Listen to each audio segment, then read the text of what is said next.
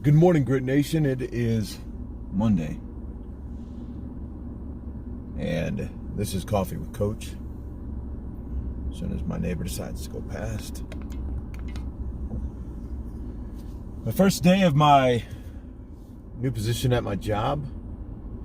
Probably can tell I'm dressed a little bit different. Just a little bit. Give the opportunity for those who are going to want to come in to come in. For those who are watching it on the replay, welcome. Morning, Dallas.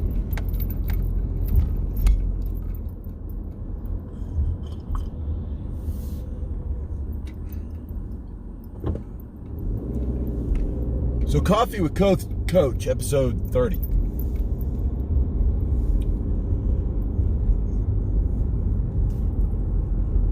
I spent some time this weekend doing some self-reflection and some learning of my own. I spent some time this weekend, obviously, with the 20th anniversary of 9/11.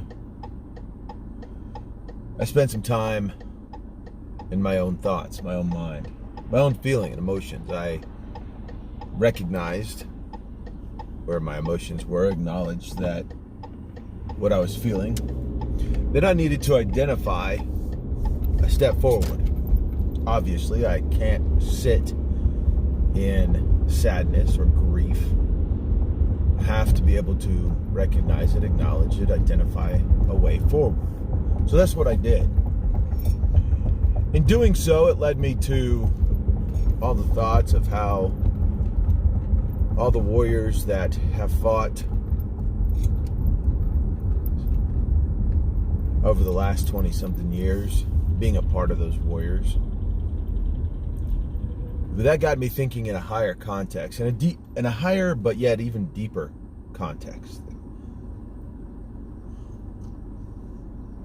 It got me thinking this weekend about the warrior mindset, and that even led deeper into the idea of I have done this throughout the years, but this weekend I really started thinking about all the different warrior cultures that we have had over the ages. Warrior cultures that we look back now and we remember their tenacity, their grit, their strength, their determination. Warriors such as the Spartans, warriors as the Romans, the Vikings,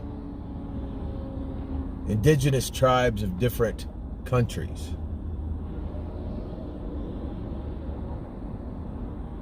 Then we look at the specialty soldiers such as the special forces warriors that we have and are here in America, as well as those in other countries.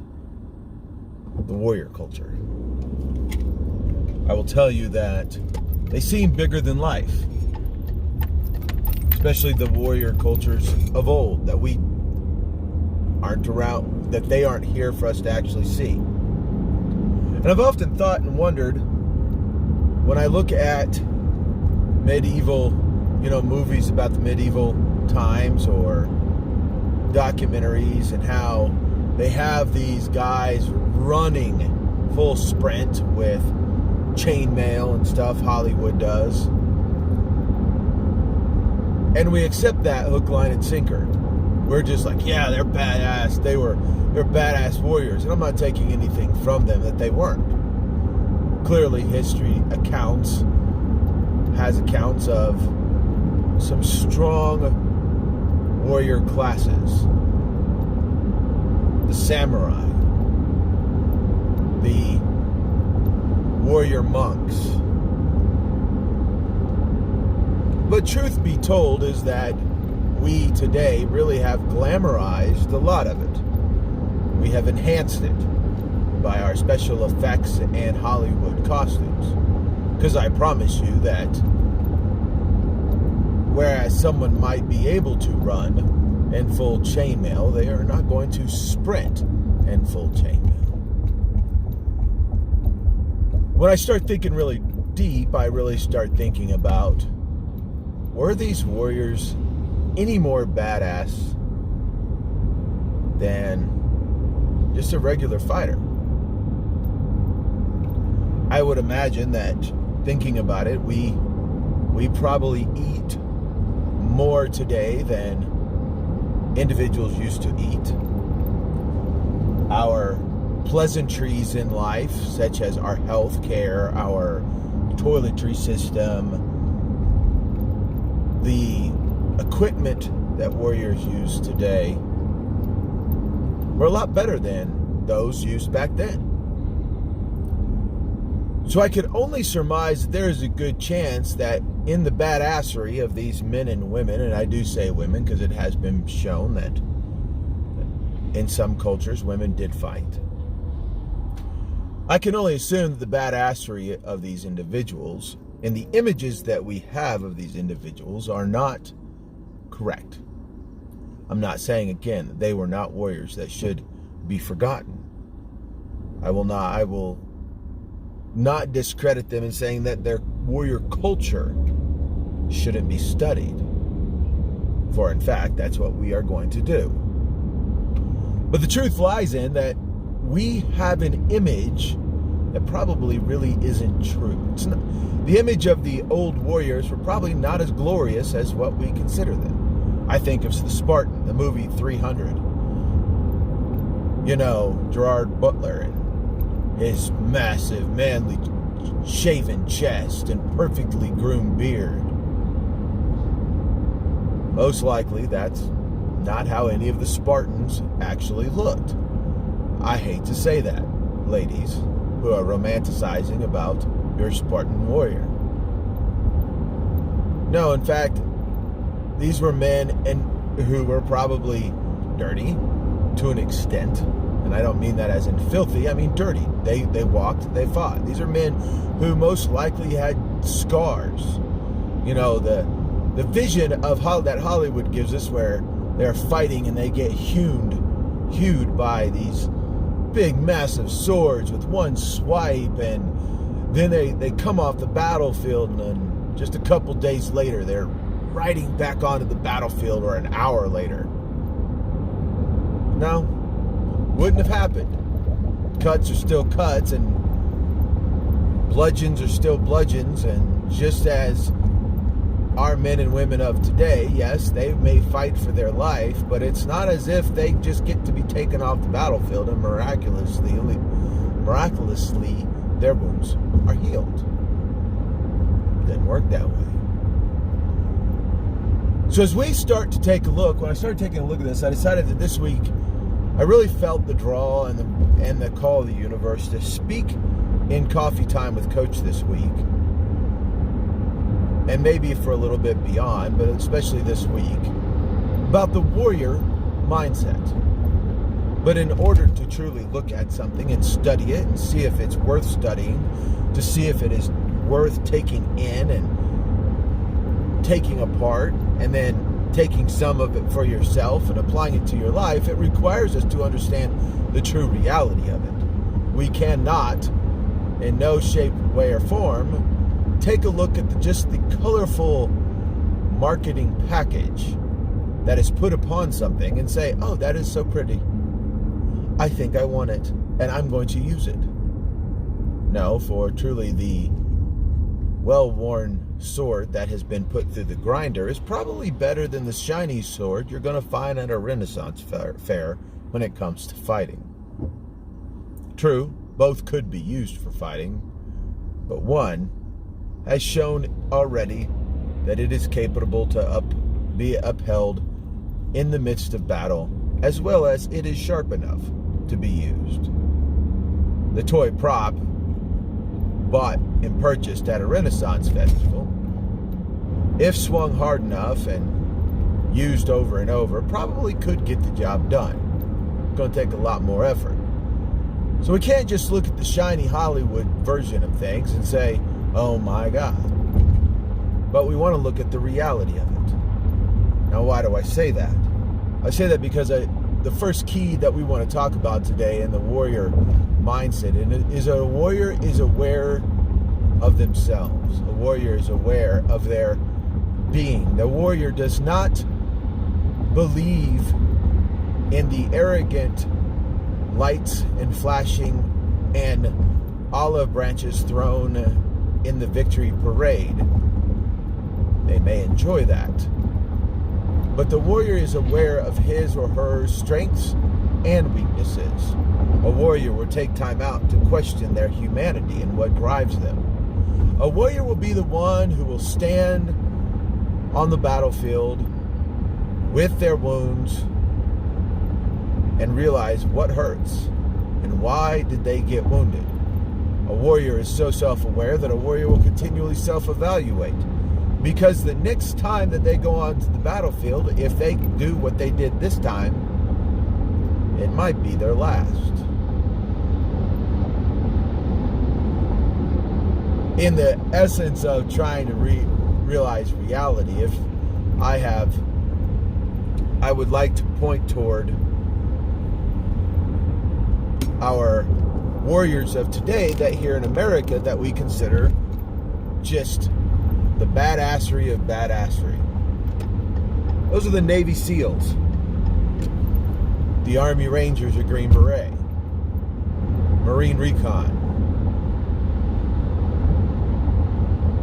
We consider these men, when we think of it, we have images of Arnold Schwarzenegger coming up ready to kill the Predator, or muscle-bound Hollywood studly men and women.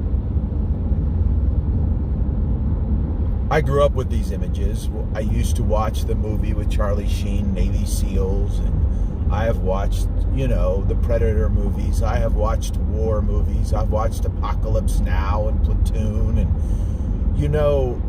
growing up as a kid and just infatuated with these warrior movies, Spartacus, I had an image of what a warrior was supposed to look like. I will dare say that it probably had something to do with why I didn't pursue going somewhere like the Navy SEALs or Army Special Forces.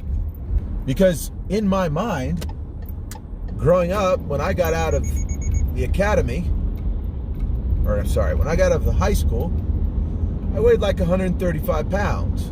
No confidence whatsoever. And I truly, in my mindset, was not the image of the quintessential Special Forces soldier, warrior. I didn't think I had what it takes because I had seen all the movies and posters of the badassery of the men who would rise out of the water with a K-bar in their mouth and an M16 pointed already up. Those Rambos. I then joined the military and joined the Army, and I've had the honor and the privilege to be able to work alongside and even be led by individuals who were Army Rangers, who had served with the Green Beret. I have met Navy SEALs. And I want to tell you something. It is not necessarily their physique that makes them the badass they are. And in reality, I have actually met all shapes, sizes, height, skinny, muscle bound, all different. Men who have served with the U.S. Special Forces in some form, shape, or fashion. I will tell you that it brought confusion to me in my early 20s. I didn't understand. In fact, I even started thinking, is it that our Special Forces are not the badass warriors I thought them to be at one time? But the older I got, the more I began to realize that it had nothing to do with necessarily physique. On the contrary, it had everything to do with the mind and the soul. The body was a part of it. But you could have the most chiseled out physique and still wash out of Hell Week at Ranger School or Navy SEALs.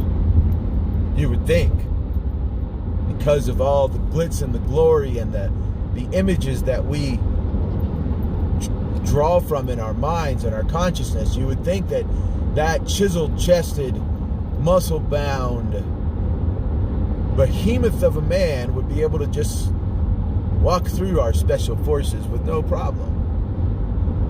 Why weren't they able to? It was because their mind was not there.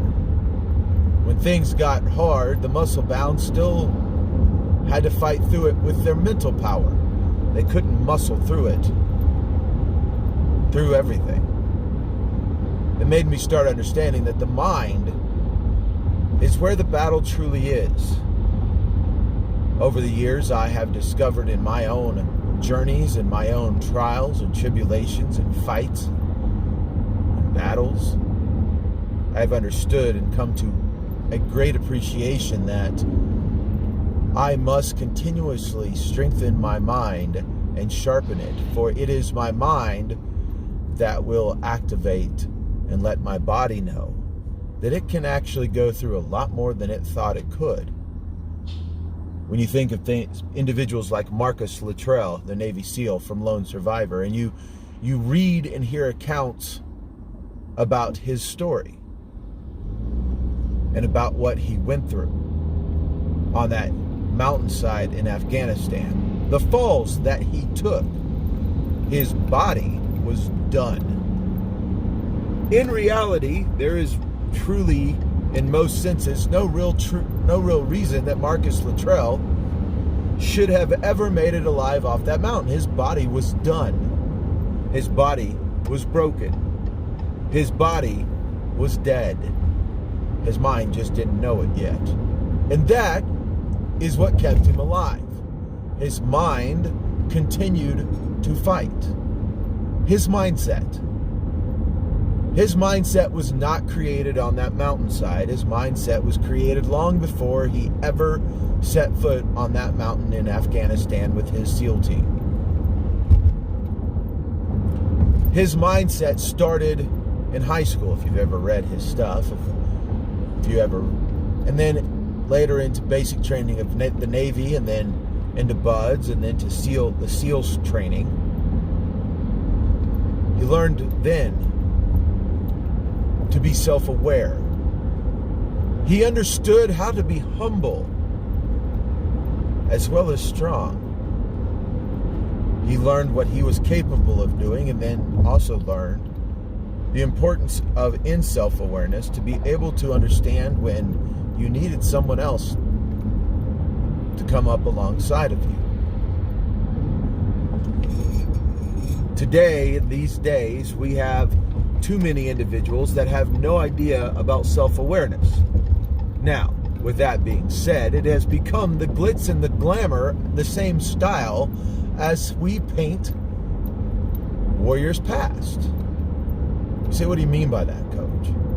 What I mean is that it has become a classy fairy tale of fluffy glitter, or fluffy words and shiny glitter to talk about how we are becoming more woke, more self-aware. But to just label ourselves woke or self-aware because it is the current fad, a warrior will always be a warrior even when the warrior is not needed. The warrior will always be ready to fight even in time of peace. And what I mean by that is, even when it becomes not cool to be a warrior cannot help themselves but still remain a warrior. Yes, they will hunger for peace, but they do not get caught up in the glitz and the glamour and the victory parades and the honor, and no. They're very self-aware. They find that in that self-awareness, they find a stability. They find a foundation. They find, in an essence, their own consciousness of living that does not waver, whether it is war, a time of war, or a time of peace. Those who tout today that they are woke and self-aware. They do so only for it is glittery and glamorous and it is the cool thing. But when it becomes not so cool, what will they call themselves then? What will they do then? Will they still be a self-aware? I dare say probably not, because true self-awareness requires us to dig deep. True self-awareness requires us not to run from the things that are hard, but to do the things that are hard simply because our first reaction was not to do it. And instead of shirking from it, we will run to it and do it, and we will train our mindset to do the hard things.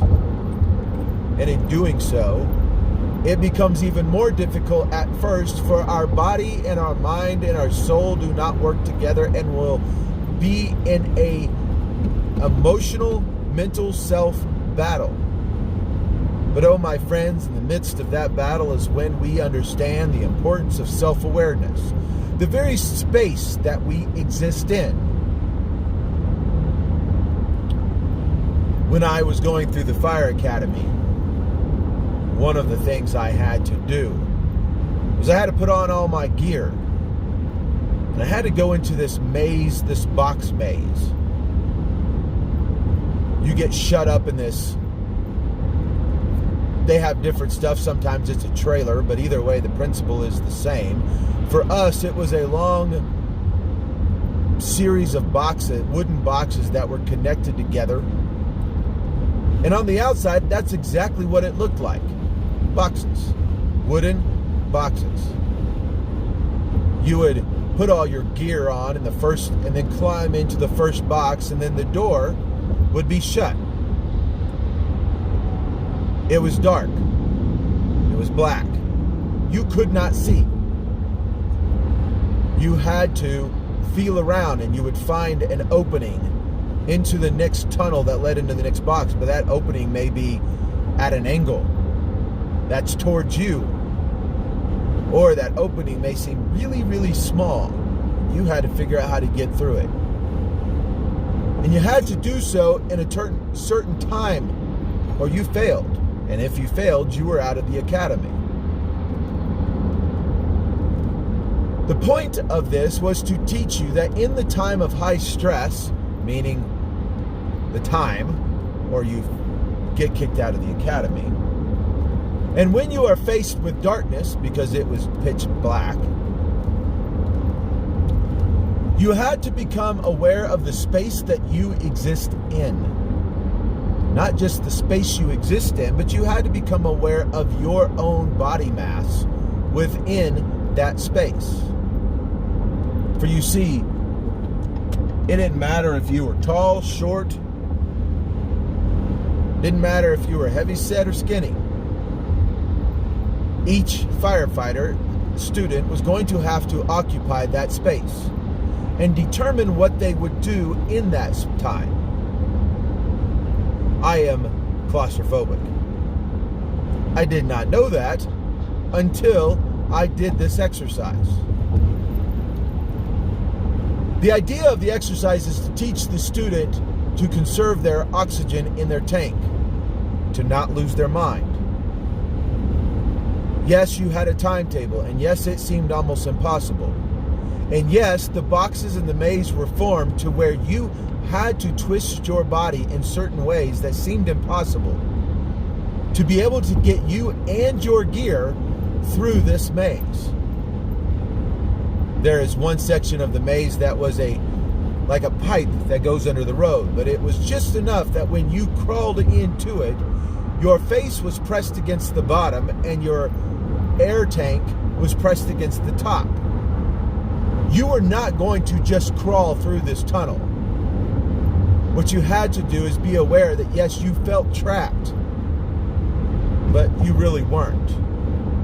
You had to control your breathing in order to conserve your oxygen, and as your heart rate began to race, your breathing would begin to race, and you would start going through your oxygen, and even though you felt trapped, even though you didn't feel you could get through this tunnel, You had to find a way that was unique and different to your body type. For me, because it was like a corrugated pipe where it had rivets, I had to literally take my fingers and dig on each rivet,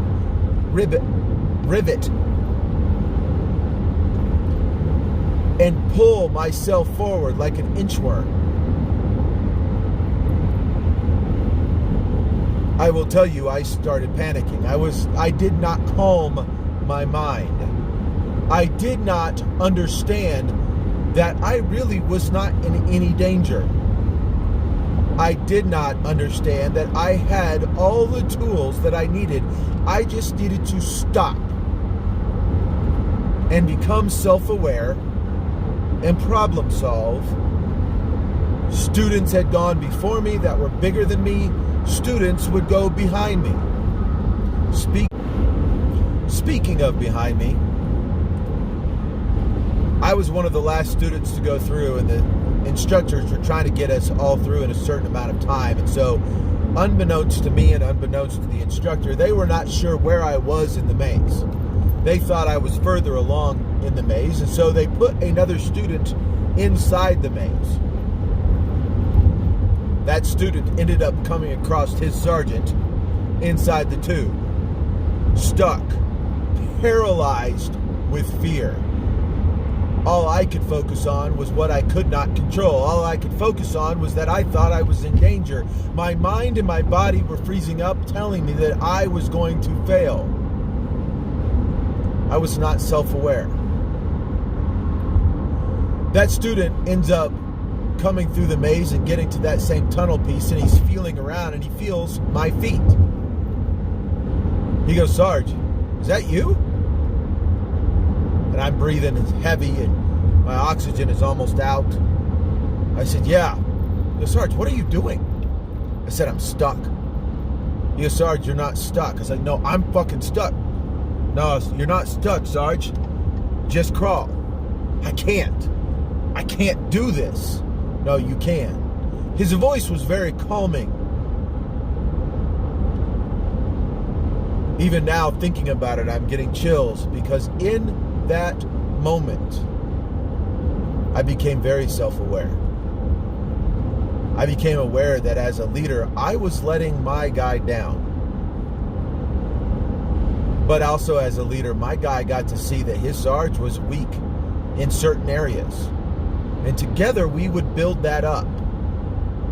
But in order for me to realize that he understood that I was afraid and weak in that moment, guess who else had to understand that? I did.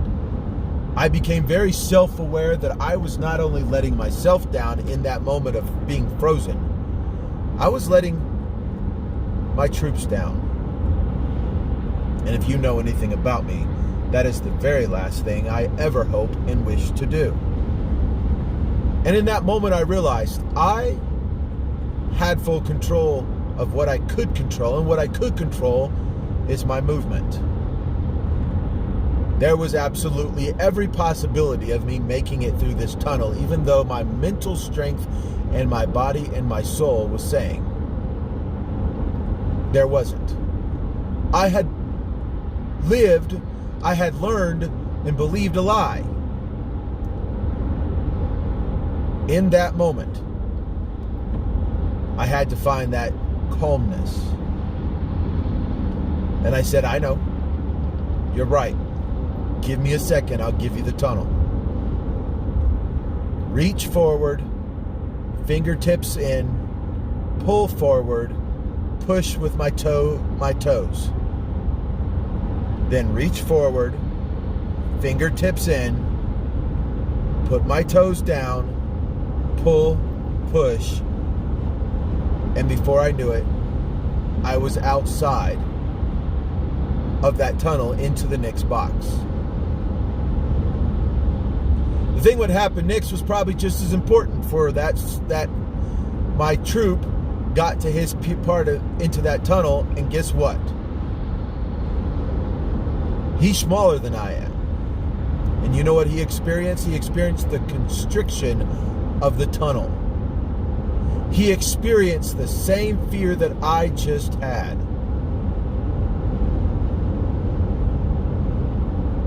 And he started panicking. I could hear his breathing regulator starting to go heavy. I could tell he was not moving. I said, dude, let's go. He's, Sarge, I'm stuck. It's like, no, you're not. No, Sarge, I know you weren't stuck. I legit am stuck, Sarge. No, you're not. And I spoke in the same calmness that he had had moments before. I said, hey, this is what you're going to do. Now listen to me. And I know you can because you just talked me through it. I was just there. You're going to reach forward. You're going to pull. You're going to dig your toes in, and you're going to push. For say on time, he got through. And I remember when we graduated the fire academy, both of us sat there and talked about that. They said, imagine, we almost didn't make it. And I said, oh, we almost didn't. But almost doesn't count now. Because we did.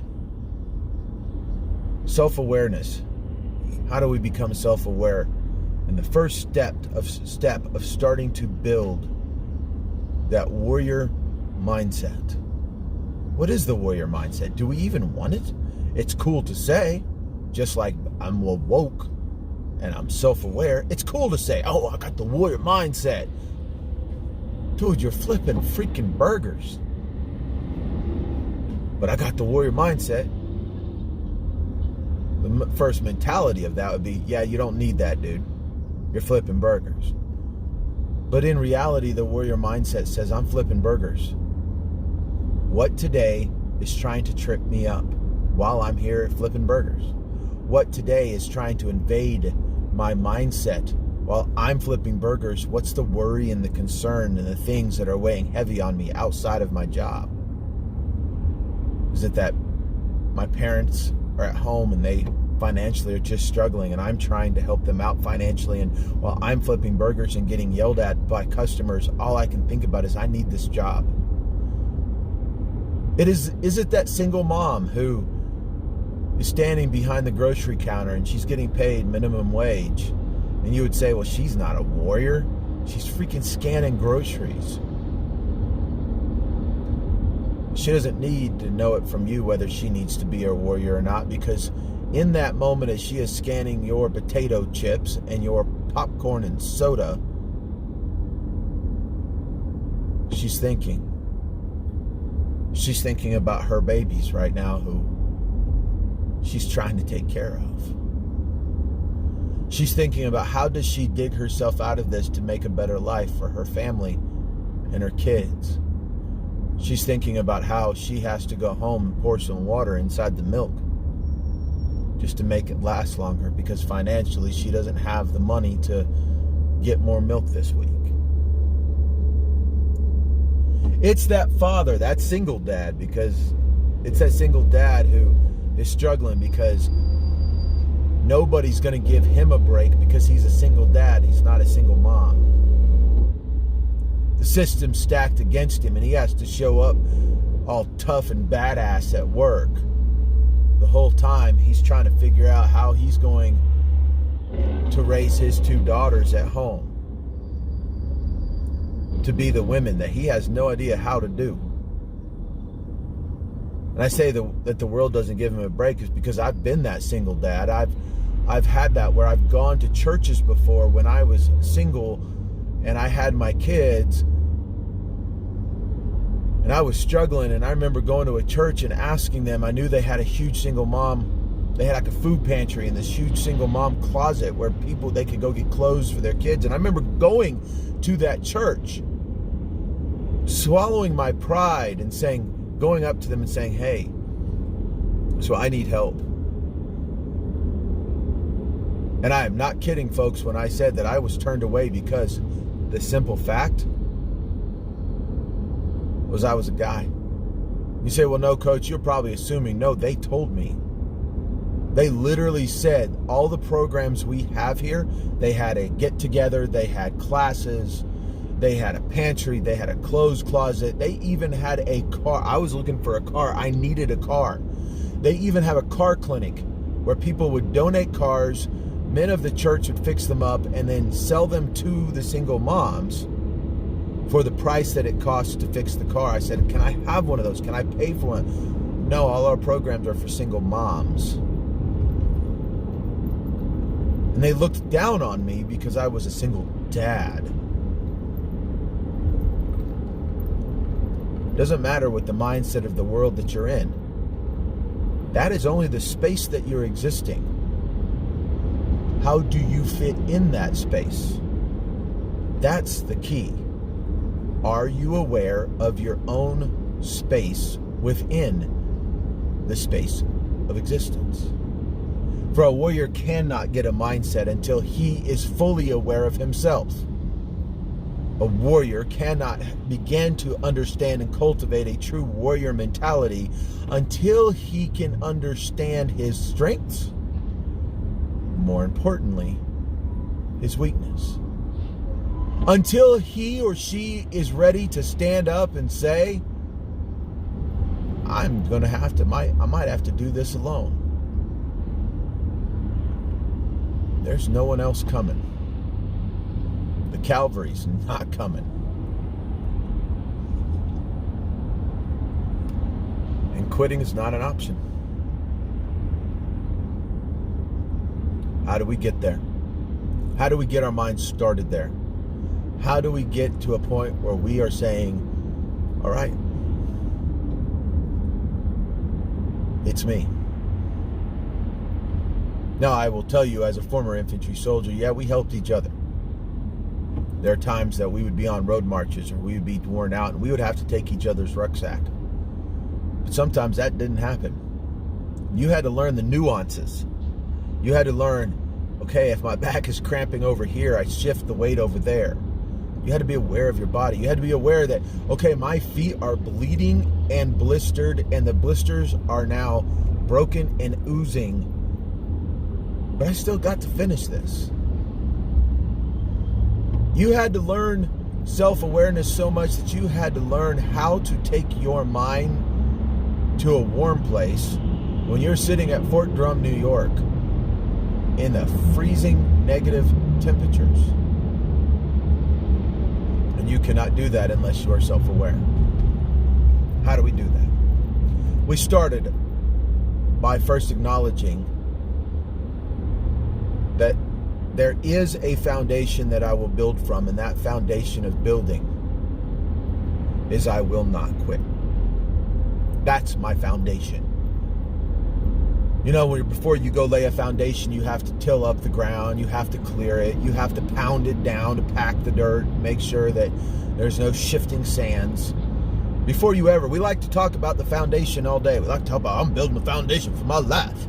Oh boy, I got a firm foundation in my life. Yes, sir. Okay, but what before that foundation were you able to build on? You had to have that solid, pounded down, non-shifting ground. And that ground needs to be quitting is not an option. Period. End of story. When we have done that, then we can face our failures and our successes. That is our strengths and our weaknesses. Oh, it is easy to understand our strengths. I promise you, you go talk to a Marine and find out what their strengths are. You will hear it every day. Hoorah! I'm able to be able to do all these push-ups and these pull-ups. I can do more push-ups than any soldier out there.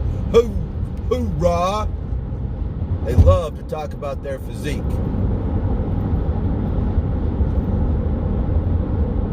They won't talk much about their weaknesses. They don't like to be reminded. I'm poking a little bit here, but they don't like to be reminded that they're just an offshoot of the Navy. And I know I just made a whole bunch of Marines cringe. The truth and reality of it is this. I first have to look in the mirror and say, okay, let's go. Let's roll. As an Army infantry basic trainee, I had to come to an understanding that I knew there was a lot I knew and there was a lot more I didn't know. I had to understand that I wasn't very good at first of waking up really early and staying up really late when my body was exhausted. I had to understand that I may have shot weapons before, but I did not know fully how to run and get my heart rate up and get worn out and exhausted and then still be able to hit a target. My physical fitness wasn't the best when I went to Army basic training. Over the years, I came to understand I did not and still do not and will not and never plan on liking or loving or finding an enjoyment in running. I was never good at it. In fact, that is where, thank God for, I shared this before, thank God for an Army doctor who refused to put it in my paperwork, because it would have put me out and I would have never served 17 years. That's where I found out that I had sports-induced asthma. When I began to run, I can't breathe. I don't know what people mean when they say you hit a certain wall and then you break through that wall and your body kind of is euphoric. Yeah, that doesn't work. I literally cannot breathe. I didn't know that. But guess what? When I did find that out, right, Weathers? When I found that out, did that mean I just stopped running? Did that mean I stopped whenever my breathing got hard? No. I was very aware that there would come a point in my PT test and running that I would be gasping for breath and that would be the end, meaning that would be the way it would be to the end of the run. But I also learned that when I hit that point, I still had a good ways to go. I learned how to use different techniques because quitting was not an option. Your life is going to be difficult. Your life is going to be hard. Your life is going to have ups and downs. Your life is going to be one big fight. But I promise you, quitting's not an option. And in that mindset, your mind will try to get you originally to quit. Your mind will tell you, quit this time. Next time, you'll get it. But the moment that you quit and succumb to that mindset and you say next time, then when next time comes, you will hit that same spot and your mind will remind you, hey, you quit here last time. It's okay. Your mind will then train you instead of you training your mind, and you will then find what is possible to always become impossible. The reason that we find ourselves in the places that we find so many times in that cycle, and we continue to say, I find myself here all the time. I hate it. Why do you find yourself there all the time? Why aren't you saying, I have been here before, but I've made it through? It's because you never did make it through, because you allowed your mind to trick yourself into believing that you cannot go any further. You did not become self-aware enough to understand that that is your first sign of weakness. And as the Marines do say, pain is a weakness leaving the body. And there is some truth to that. For when I experience pain and I continue to move forward through that pain, I have showed my body that I am self-aware. I have showed my mind that this time is different. It's the same with mistakes. You will continue to make the same mistakes over and over if you are not willing to take a look at them and say, hey, I suck at this.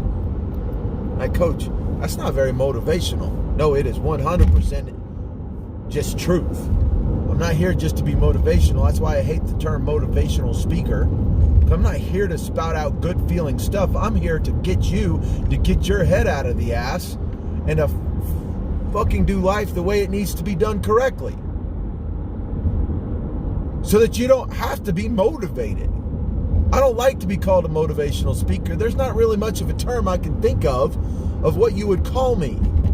Other than coach, I guess. Because I'm not here to fluff you up. I'm here to tell the truth and get your head out of your ass and say, hey, push through. Let's go.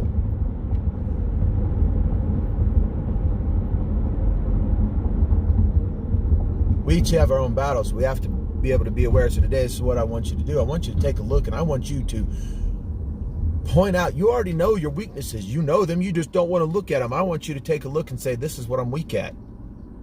And this is what I do when I get there. And this is how it affects. If you want to be different, then you have to do different.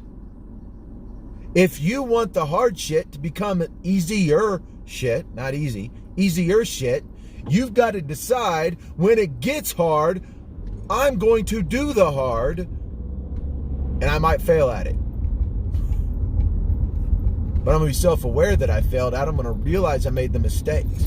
Maybe you make mistakes you didn't even realize it. It's that essence of where your mind is, you're not so aware. So when you become self-aware and you walk into that chance to have an affair, your mind goes, yeah, you shouldn't be here. The one who's not self-aware just throws that to the back, says, yeah, whatever. I'm not going to get caught. It's going to be fun. This is okay. Well, if my wife treated me better, if my husband treated me better, I wouldn't be here. I wouldn't feel this way. All these excuses on why you're going to take the easy fucking way out.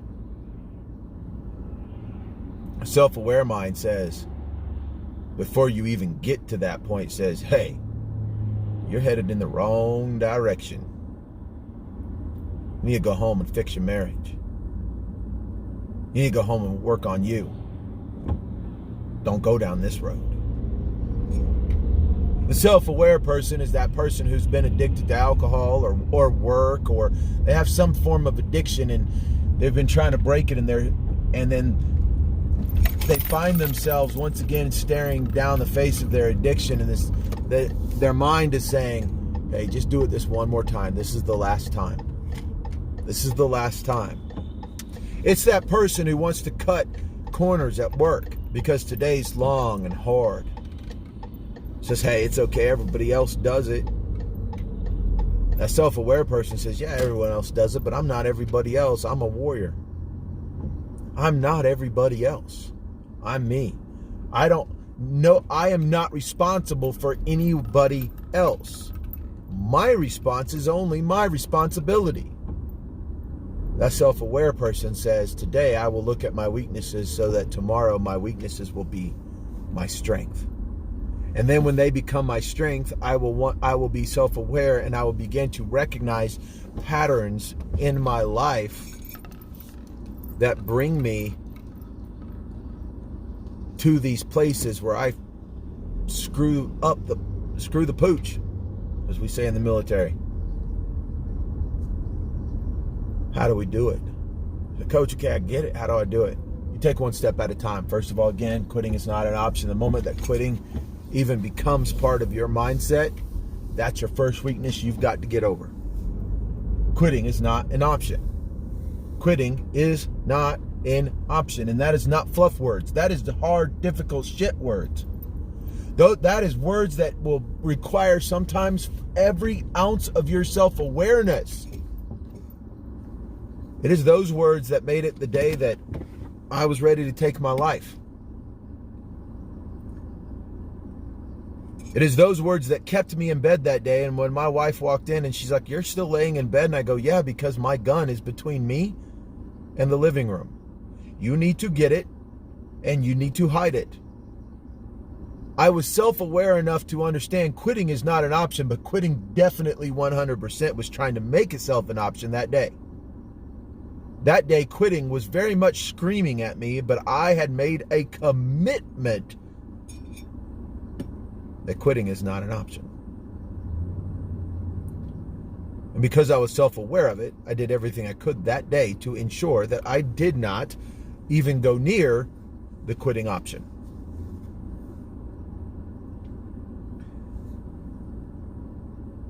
Pick yourself. Be critical of yourself. Point out your flaws. Do not ignore them. If you're fat, you're fat. If you don't like it, then start doing something about it. Become self-aware to start eating better and healthier. If you are lazy, then you're fucking lazy. Point it out, understand it, and say, this is my weakness. Start becoming self-aware that when your mindset starts doing the lazy piece of it, you're going to say, nope, not this moment. You're not going to be perfect at it. But it's self-awareness is the warrior begins to work and then becomes a master of it. A warrior doesn't wake up one day and is a warrior. A warrior is a student that becomes the warrior. Like, Coach, that's some pretty harsh words. You just called me fat. No, I didn't. I said, if you are fat, if you are lazy, if you are selfish in the bad context, if you are weak-minded, if you are a pansy, if you are that easy quitter, if you're that whiner, if you're that constant whining victim, none of these are attributes of a soldier or a warrior. And not everybody can be a warrior. That's the hard truth. Only you can understand that. Only you can determine that. So today, become self-aware. Go look up some videos, go look up some articles, study self-awareness. This whole week, and like I said, maybe even longer, this whole week, we're going to be looking at the warrior mindset. We're going to be looking at how to build an ethos. For those who've done our workshops, you're probably very familiar with that because we've talked about it before.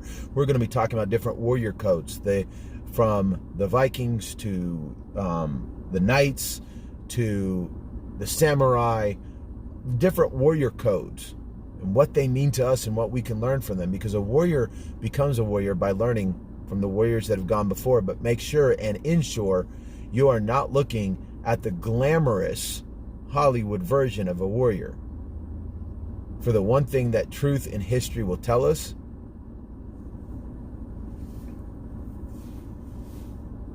is that a warrior looks so different, and each person does have the possibility of being a warrior. Your response, your responsibility.